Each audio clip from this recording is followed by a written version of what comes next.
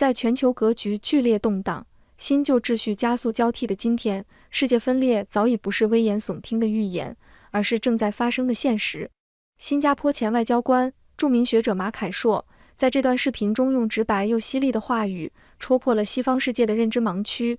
人类正站在一个真正的历史分岔口，一边是多边共赢的稳定秩序，一边是阵营对抗的分裂深渊，而西方至今还没读懂中国的崛起本质。作为中国观察者，我们能清晰感受到，马凯硕的每一句剖析都不是简单的观点输出，而是基于全球地缘博弈、文明发展规律的理性判断，更是对西方单边思维、短视战略的深刻警醒。这段视频没有晦涩的理论堆砌，全是接地气的现实分析和有据可查的案例支撑，既带着对世界未来的担忧，也藏着对文明共生的期待。接下来，我们就一步步拆解马凯硕的核心观点，看清这场全球格局变迁背后的深层逻辑，以及中西方在认知、战略上的核心差异。视频一开篇，马凯硕就直击核心。他说，我们正处在一个分裂的时代，人类正站在一条岔路口上。一条路是继续在多边规则之下，重新寻找一个尽可能稳定、尽可能公平的世界秩序。这种公平不只是对西方有利，而是对中国、对俄罗斯、对欧洲、对广大发展中国家都有基本的可接受性。而另一条路，则是任由世界走向阵营化，走向撕裂。最极端的情况，就是中美之间全面脱钩、全面对抗。一旦真的走到那一步，世界上绝大多数国家都会被迫陷入一个极其尴尬，也极其危险的处境。你站哪一边？你选美国，还是选中国？从中国观察者的角度看，这段话点出了一个被西方舆论长期回避的问题：世界不是只有西方，也不是所有国家都有资格，也有意愿为大国的战略对抗买单。也正因为如此，马凯硕反复强调，他之所以不断在西方写书、演讲、发声，不是为了替中国辩护，而是试图让西方社会变得更清醒一些。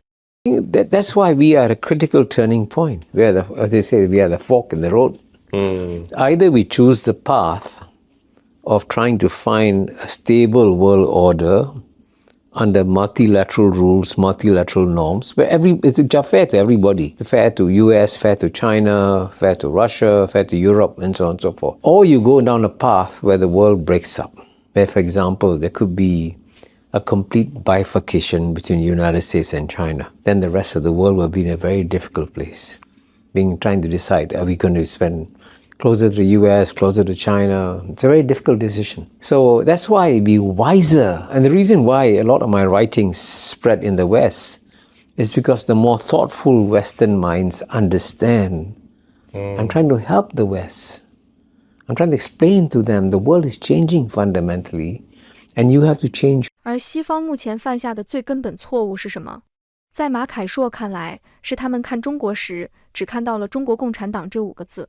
在很多欧洲政客和美国政客的叙事里，中国被简化成一个高度压制的意识形态国家，仿佛所有问题都能用共产主义复辟来解释。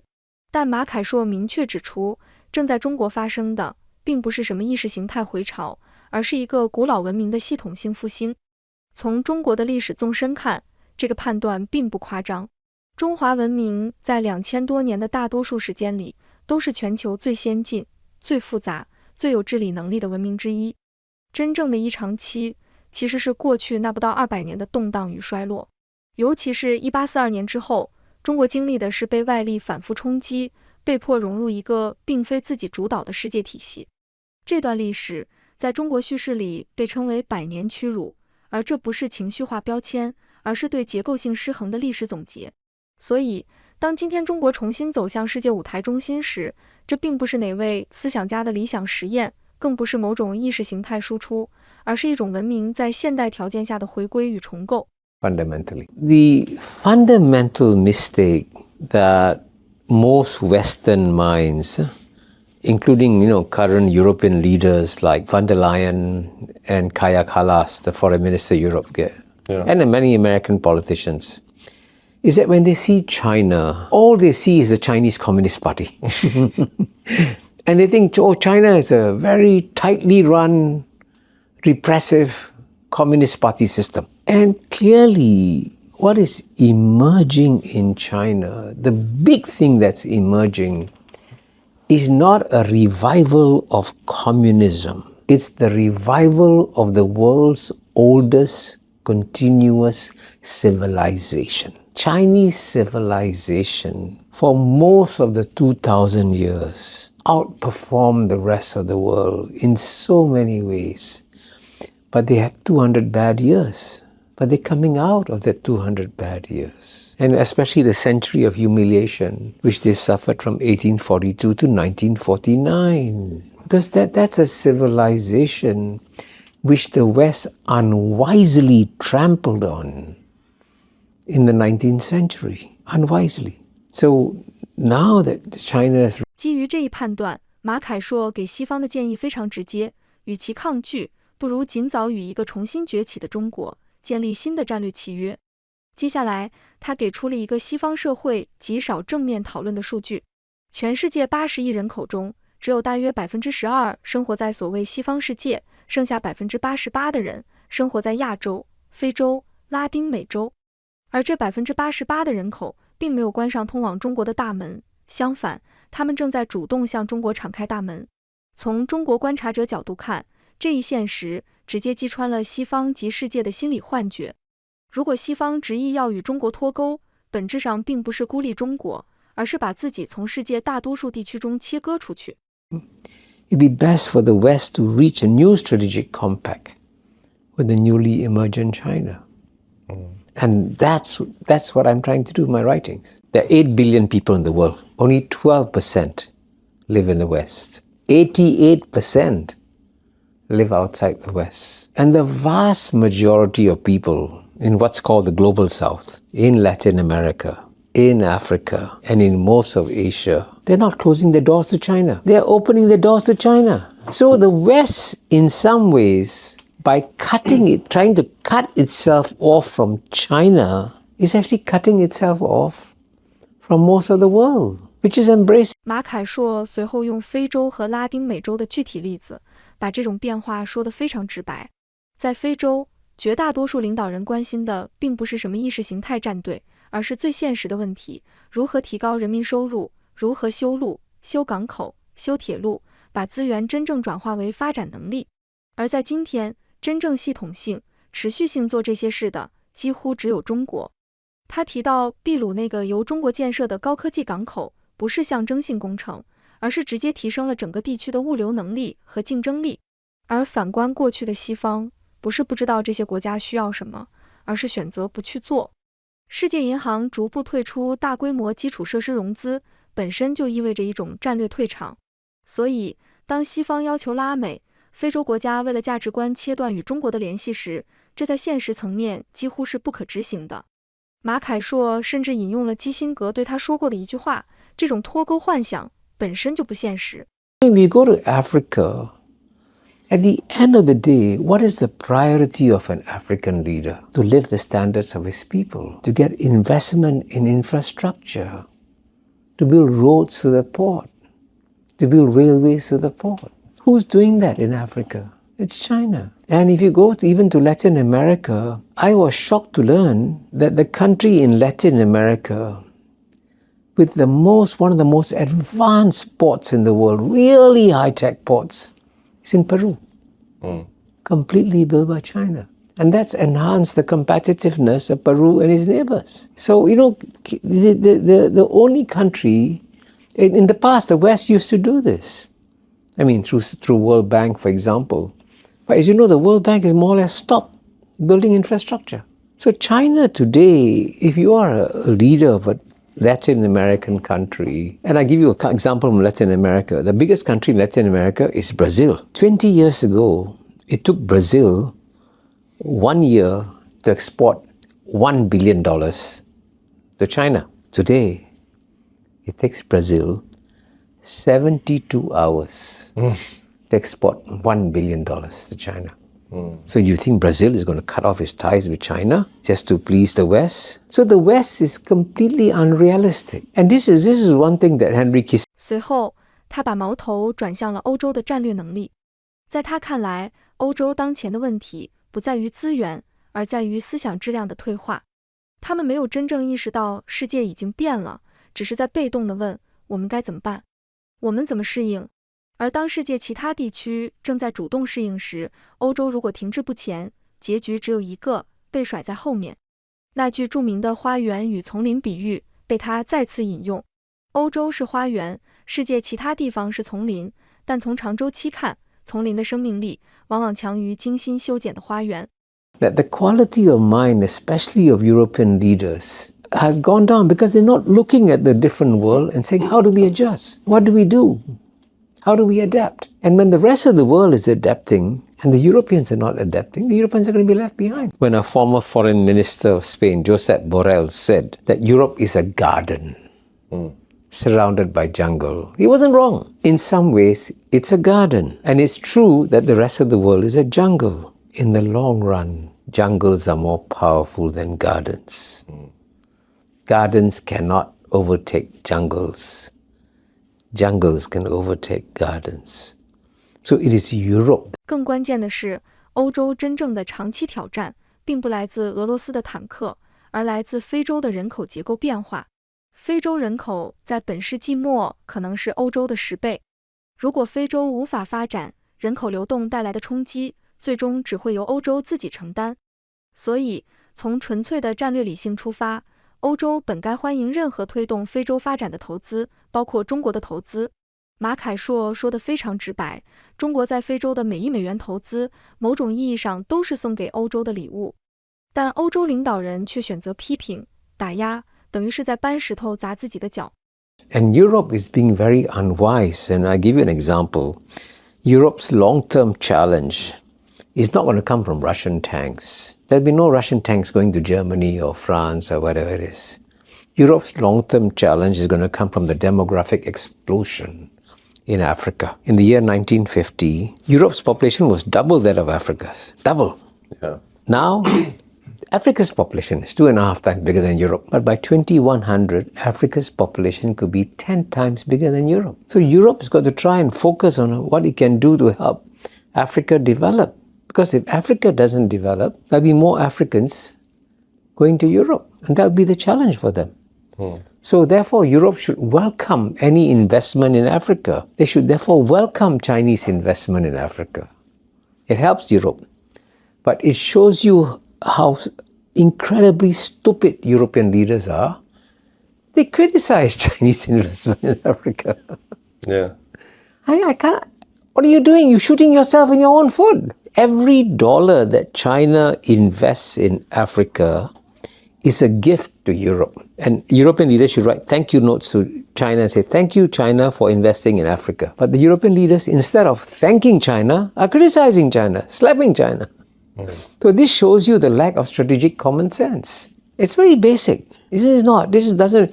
You don't have to be a rocket scientist to work these things out. And yet the Europeans haven't. Unfortunately, there are none who are thinking carefully, strategically over the long run. Because, Europe needs, no European leader dares to say, hey, the world has now changed fundamentally. We have to reinvent ourselves and go back to basics. For example, they have to live with Russia for the next 100, 200, maybe 1,000 years. You got to find some. 随后，他把视角拉回到外交本身。他强调，外交的发明本来就是为了和敌人对话，而不是只和朋友聊天。在这一点上，他反而肯定了特朗普的一种非常不欧洲的外交直觉，愿意坐下来谈。无论是普京还是金正恩，不是因为对方值得信任，而是因为不谈，风险只会更高。从李光耀到撒切尔，再到科尔、施密特，马凯硕反复强调一个共同点：这些领导人理解现实世界，而不是沉迷道德表演。而今天的欧洲领导层缺乏的正是这种战略诚实。And I thought President Trump did the right thing when he invited President Putin to come to Alaska. Let's talk. Diplomacy was invented so you could talk to your enemies, not to your friends. Can you imagine? Europe has a much greater interest in Russia, how Russia does. No European leader would talk to Putin for so many years. Trump was doing the right thing. Europeans can't do the right thing. It doesn't mean you agree with Putin, but you got to talk to him. And the fact that President Trump not just spoke to Putin, he spoke to Kim Jong-un. And he was prepared to talk to anybody, including the new leader of Syria, who was declared a terrorist. But that's what diplomacy was invented for 2,000 years ago. Because, you don't need diplomatic immunity in talking to your friends. I mean, diplomacy was invented because in the old days, when ambassadors went to talk to an enemy king, and when they would disagree with the enemy king, they would have their heads chopped off. Literally. Yeah. Literally, heads chopped off. So they said, okay, this doesn't work because how can you talk with a chopped off head? So that's why they created the concept of diplomatic immunity. So you can go into an enemy court, you can say things that will make the king unhappy, but you are safe. You walk out with your head on your shoulders. That's what diplomacy is for. So Donald Trump understands diplomacy. You have to talk to your enemies. That's why diplomacy was invented. Certainly, I accompanied Mr. Lee Kuan Yew when he did his farewell tour of Europe. And I was with him when we had dinner in number 10 Downing Street. And Mrs. Margaret Thatcher gave him a brilliant tribute to Lee Kuan Yew. But again, showing her understanding of geopolitical realities. Then we went to Paris and we met François Mitterrand. And François Mitterrand also had a very good global understanding of realities. Then we went to Germany and we met Helmut Kohl. And this is soon after the Berlin Wall had fell. Again, they understood the global picture. So the leaders of the caliber of Margaret Thatcher, François Mitterrand, Helmut Kohl, and I also got to know Helmut Schmidt, the previous chancellor. They have a different quality of mind. In fact, Helmut Schmidt would say to me, he would read my writings. And because, I was trying to give a different point of view. And he wanted to listen to a different point of view. But right now, none of these European leaders are thinking long-term strategically about sacrifices, adjustments, painful adjustments that Europe would have to make. What's difficult for them, and you mentioned one legitimate point, they're so frightened of their own populations. They do not tell their populations the truth.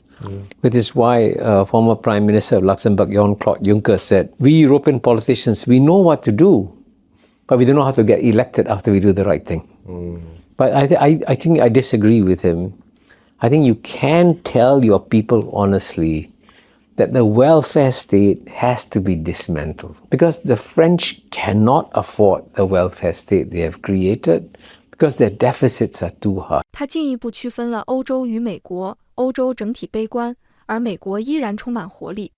美国最大的优势在于一种近乎残酷的达尔文式竞争机制，失败不会被体制兜底，但成功可以无限放大。与此同时，他也不回避美国的问题，在照顾底层群体方面，美国做得远不如新加坡。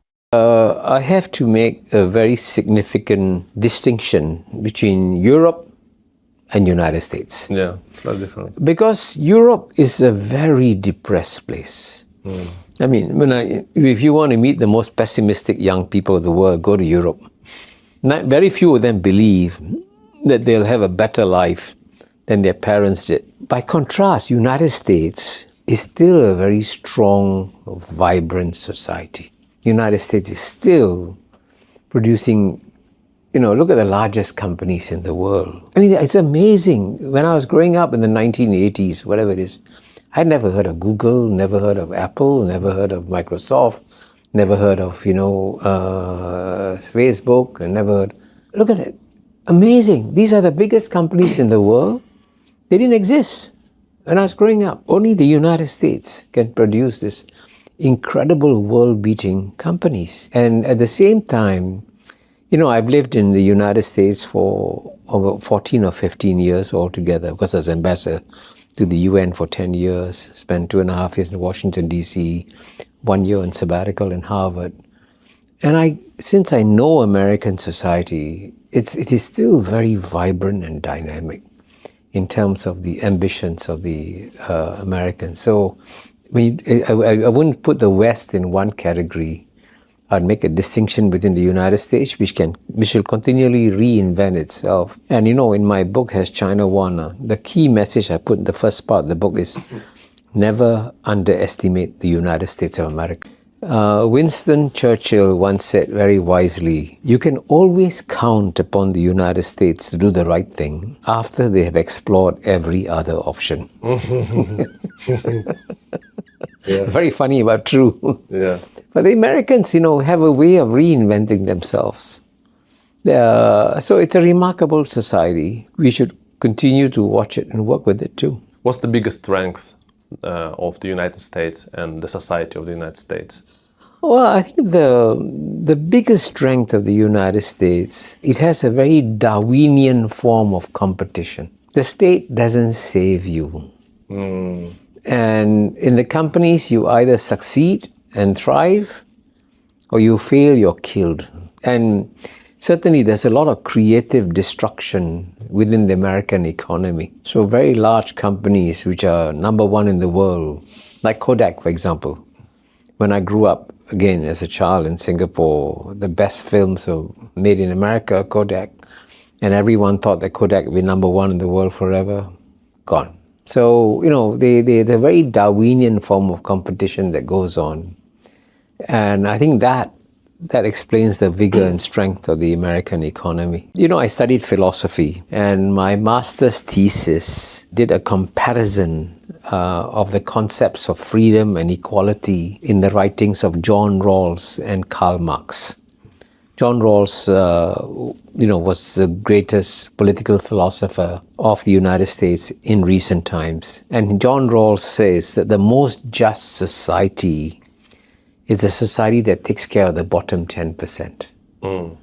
And sadly, even though Rawls was a very successful philosopher in the United States does a very bad job taking care of its bottom 10%. By contrast, Singapore as a society probably takes better care of its bottom 10% than almost any other society in the world. So it's very different. Very different. Very different, yeah. Singapore is still a society, as you know, the PAP was founded, the ruling party of Singapore was founded as a democratic socialist party. And the government is very, very committed to providing a safety net for everybody. And that's why in Singapore, most people enjoy access to good housing, good healthcare, good education, good infrastructure, good employment. So all this is the result of a government that works incredibly hard. 马凯硕给美国提出了建议，引用了比尔·克林顿总统2003年在耶鲁大学的演讲。如果美国要永远成为第一，就可以继续做现在正在做的事情。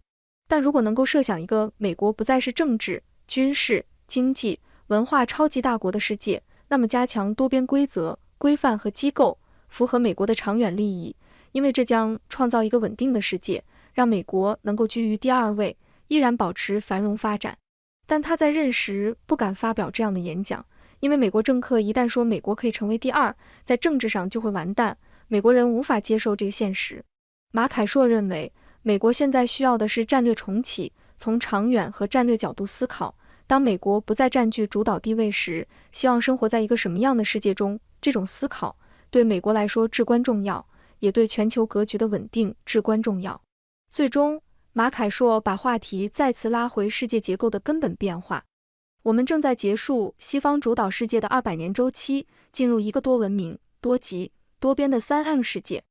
这个新秩序的诞生必然伴随着阵痛，就像新生命的诞生一样。The advice I give to the United States is the advice that President Bill Clinton gave to the United States. President Bill Clinton gave a speech in Yale in 2003, a brilliant speech. He said, if America is going to be number one forever, then we can keep on doing what we're doing. We're number one. Then Bill Clinton added a but, which is very unusual. But if we can conceive of a world where we are no longer the dominant political, military, economic, cultural superpower, then he adds, surely it is in America's interests to strengthen multilateral rules, multilateral norms, multilateral processes, multilateral institutions that would then create a stable world in which America can live in as number two. That's number two, he said. Wow. Yeah, he was very careful. He didn't say number two. Yeah. No, Bill Clinton is very, very smart. No politician in America can say the words that America will become number two. You cannot. You cannot. Yeah. If you say that, you're finished politically. Yes. In fact, Bill Clinton wanted to give this speech that he gave in 2003 after he stepped down. If you look at my book, The Great Convergence, I described the process. His Deputy Secretary of State was a friend of mine, Stroop Talbot, an American journalist at the time. And Stroop Talbot describes in his book how Bill Clinton wanted to give that same speech when he was president. Let's prepare for becoming number two. And all his advisors said, Mr. President, if you give a speech saying America should prepare for becoming number two, you'll be dead. Dead meat. Americans cannot, no American politician can use the words that America can become number two. But it can happen. Surely it can happen. So why not prepare for it? So I think what the United States needs now is a strategic reboot and to think long-term and strategically, what kind of world does America want to live in when it is no longer as dominant in the way that it was in the 40s, 50s, 60s, 70s. It's a different world that's coming. In fact, I know the new world that is coming, the texture and chemistry of this world will be very different because we are also ending 200 years of Western domination of world history. That's coming to an end too. So we are moving from a mono-civilizational, unipolar, unilateral world towards a world that I describe as a 3M world. 3M is multi-civilizational, many successful civilizations, multipolar, many different poles of power, including India, Russia, Japan and others, and also multilateral. But you strengthen multilateral institutions in an interdependent world. So the nature of the world order that is coming is very different from the one that we've had over the last 80 years since World War II. But when you give birth to a new world order, there are lots of birth pangs. 马凯硕用中国制造业的发展数据，印证了中国的长远战略眼光。中国提前10年思考问题，提前10年布局产业，这是许多西方政治体系难以做到的事。最后，他谈到中国与印度，他看好两者，但也强调他们会以不同文明逻辑走出不同的成功路径。In the year 2000, China's share of global manufacturing was only 5%. 5%. Yeah. By 2030, it is likely to reach 45%. Now, do you think China went from a 5% share to 45% share absent-mindedly? No. It's a result of very careful, thorough, long-term planning with the right strategic decisions on which industries to invest in the industries of the future, in solar power, in wind turbines, in battery technology, in electric vehicles. Those were strategic long-term decisions that were made a long time ago. And that's an example of how strategic thinking, long-term strategic thinking. So the Chinese are already anticipating what the problems will be 10 years from now, and what do you do today to take care of the problem of 10 years from now?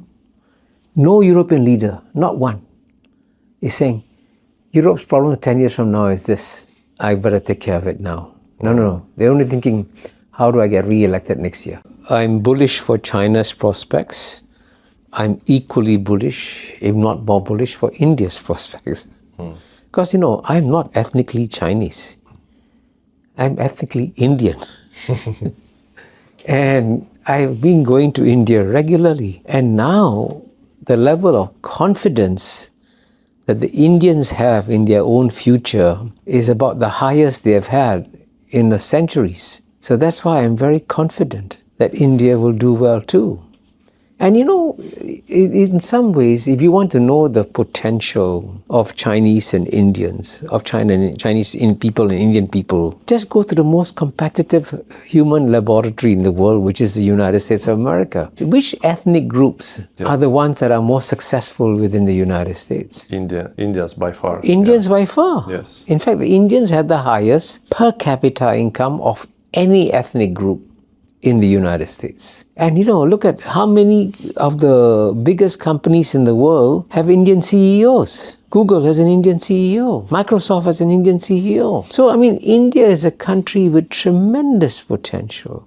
But of course, I want to emphasize one point. Both China and India will succeed, but they'll succeed in different ways. Because they're different civilizations, different cultural traits. India will not succeed like China in the same way. 从中国观察者视角看，这段话的价值不在于夸中国，而在于他把一个很多西方不愿面对的现实说得足够清楚。世界不是要不要中国的问题，而是如何与一个已经回到历史舞台中央的中国共处的问题。而历史的分岔口已经近在眼前。